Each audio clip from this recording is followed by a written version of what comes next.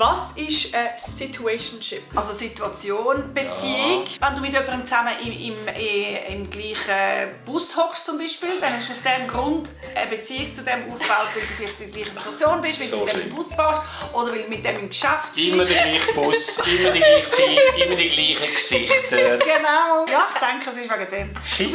Du hast Ship. Oder Ship. Shipping. Friendship. Aber Shipping ist ja Schiffbewegung. Nicht Schiff. Willst du mich auf die Schippe nehmen? Ja. Aber willst du mich auf die Schippe nehmen, oder? Friendship. Das Mama war ein bisschen näher als Also du. gut.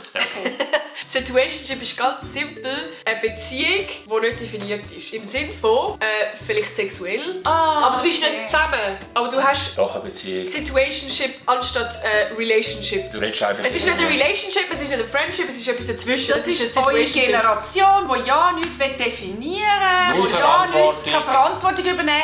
Man kann einfach ein bisschen dahin gleiten und schauen, was rauskommt. Ich habe Lust und möchte Genau. tun und machen. was ich Lebensabschnittsbeziehung. Genau. Das ist eine Karen-Aussage. Open End.